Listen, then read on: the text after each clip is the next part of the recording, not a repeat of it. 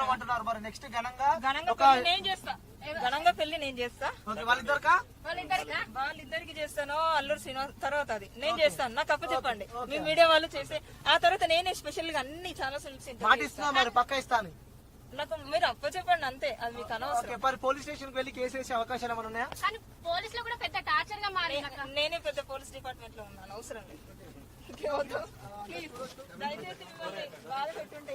లేదంటే ఇప్పుడు నేను ఒక అక్కగానే అడుగుతున్నా. అంటే మీ వర్షం చెప్తున్నా బయటకు వస్తుందని.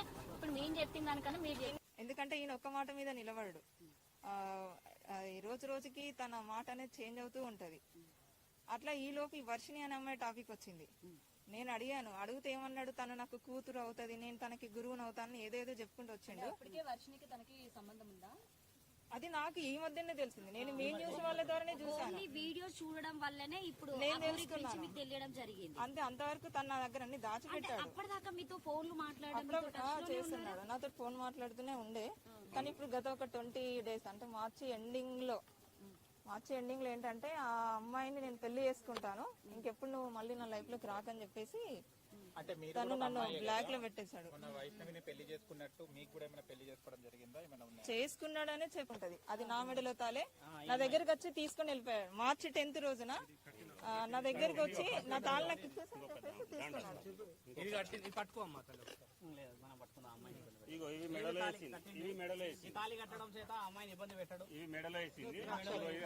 చూడండి. అది కూడా కాదు, తన మెడలో ఉన్న వెండి తాళి కూడా నా మెడలో ఉన్నది. నన్ను ఏంటి వచ్చి నా తాళి నాకు ఇచ్చేసాను చేసి తీసుకెళ్లిపోయాడు. అప్పటికి ఆ అమ్మాయికి ఈ అగోరికి పెళ్ళైందనే విషయం నాకు అప్పుడే తర్వాత తెలిసింది. నాకు ఆ తర్వాత నేను గట్టిగానే అడిగితే ఇప్పుడు నా నంబర్ బ్లాక్ లో పెట్టిండు. రెస్పాండ్ ఇప్పుడు సరే మీరు భక్తి పార్వసంలో ఉన్నారు, మీరిద్దరు కలిసి సమాజానికి. కానీ నేను ఎప్పుడు మీడియా ముందుకు నేను రావాలి అని అనుకోలేదు. ఎందుకు ఒప్పుకున్నారు అసలు పెళ్లి చేసుకోవాల్సిన? పెళ్లి అంటే నా దృష్టిలో ఏంటంటే ఇప్పుడు ఆ అమ్మాయి మేమేదో లవర్స్ అని చెప్పేసి మేము సహజీవనం చేస్తామని అలాంటి ఉద్దేశము నాకు లేదు. నాకేంటంటే నాకు ఇప్పుడు కాదు, తన కలవక ముందే నాకు ఒక ఆశయం ఉండే. ఒక ఆశ్రమం పెట్టాలి, గోమాతలని గాని ఏదన్నా వృద్ధులని గాని ఇలా చూసుకోవాలని నేను, మా మామయ్య, మా అన్నయ్య మేము ఒక కమిటీగా అనుకున్నాము. సో ఈయన కూడా సేమ్ నాకు అనుకూలంగా మాట్లాడేసరికి సరే అలా ఒక భక్తురాలుగా ఉండిపోవాలి తప్ప ఇది ఇంతవరకు ఆగిపోవాలని నేను అలాగే ఉన్నాను. ఎక్కడ కలిసారు మీరిద్దరు ఫస్ట్ టైం? పరిచయం ఎట్లా?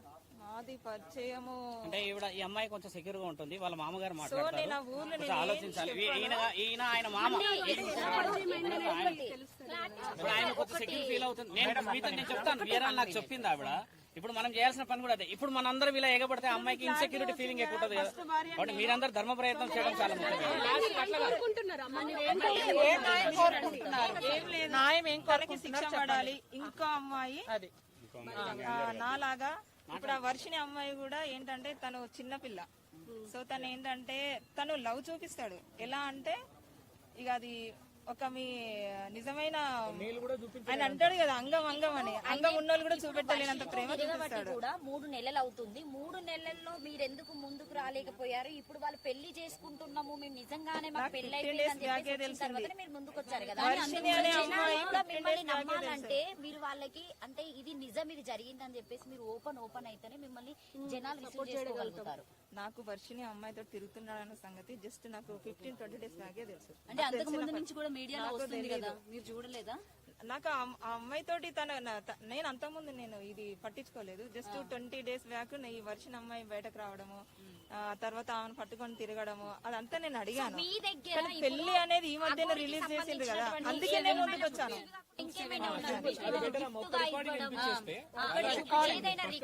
ఎందుకంటే నిజంగా మీరు భార్య అని చెప్పడానికి ఏమైనా ప్రూఫ్స్ ఉంటే చూపించండి.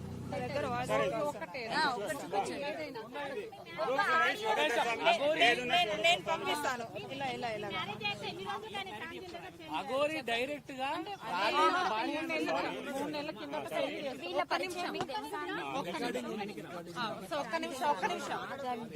వెళ్ళిపోతుందంట. ఒక్క నిమిషం ఆగండి, ఎందుకు అర్థం చేసుకుంటారు? ధైర్యం చేసి నేను ఒక మంచి పెళ్లిలో ఉండి వచ్చినా అంటే అది కూడా 2 days బ్యాక్ ఆమె రివీల్ చేసింది కాబట్టి నేను వచ్చాను అంతే. తనకు కూడా ఇప్పుడు తెలుసు మేము కూడా నిన్ను ఇబ్బంది పెట్టాలని కాదమ్మా, జస్ట్ అసలు ఆడవాళ్ళు వాడిని ఎట్లా నమ్ముతున్నారు అన్నది క్వశ్చన్ చేయడానికి వచ్చాం. మీరు ఒక మీకు ఏం మాటలు చెప్తున్నారు, ఎట్లా మీరు ఒక నమ్మిస్తున్నారు 15 డేస్ ఆయనతో ఉండండి, ఆటోమేటిక్ గా మీరు కూడా చేంజ్ అయిపోతారు. అట్లుంటది. అదే ఏ మాటలు చెప్తున్నాడో అని అడుగుతున్నాం. భక్తిని అలా చేస్తున్నాను.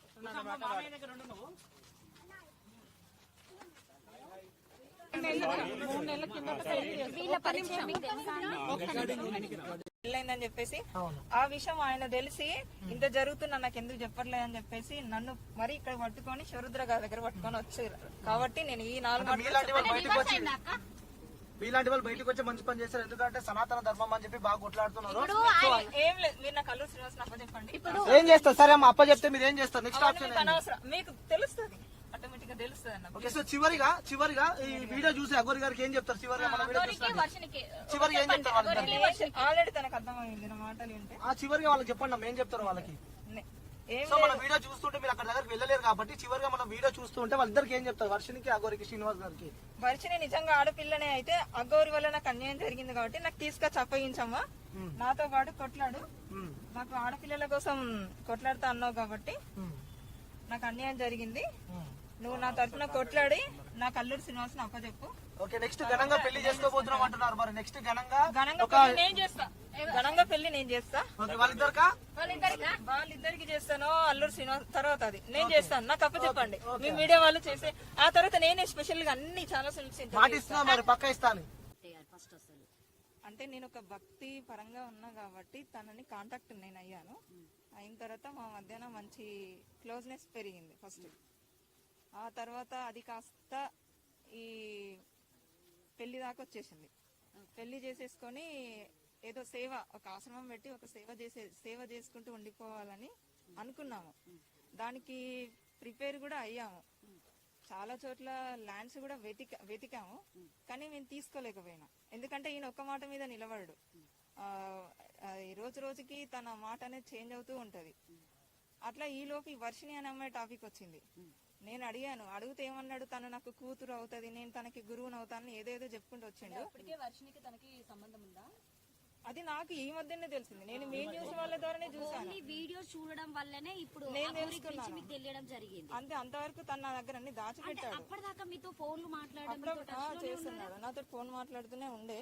కానీ ఇప్పుడు గత ఒక 20 డేస్ అంటే మార్చి ఎండింగ్ లో ఏంటంటే ఆ అమ్మాయిని నేను పెళ్లి చేసుకుంటాను, ఇంకెప్పుడు నువ్వు మళ్ళీ నా లైఫ్ లోకి రాకని చెప్పేసి తను నన్ను బ్లాక్ లో పెట్టేశాడు. వైష్ణవిని పెళ్లి చేసుకున్నట్టు మీకు కూడా ఏమైనా పెళ్లి చేసుకోవడం జరిగిందా? ఏమైనా ఉన్నాయా? చేసుకున్నాడనే చెప్తున్నాను నేను. ఎలా నమ్మారు అంటే పెళ్లి అంటే తను కూడా తాళి చూపి అమ్మా, తాళి చూపి. అది ఎక్కడుందా తాళి? లేదు, తాళి ఉన్నాయి నా దగ్గర, కానీ నేను మీడియా ముఖంగా చెప్పేది ఏంటంటే ఆ అమ్మాయి ఒకటి వినండి, తన మెడలో నేను చెప్తున్నాను, తన మెడలో వెండి తాళి ఉంటది. మీరు చూసారా, అగోరి మెడలో వెండి తాళి ఉంటది, అది నా మెడలో తాళే. నా దగ్గరకు వచ్చి తీసుకొని వెళ్ళిపోయాడు. మార్చి 10th రోజున నా దగ్గరకు వచ్చి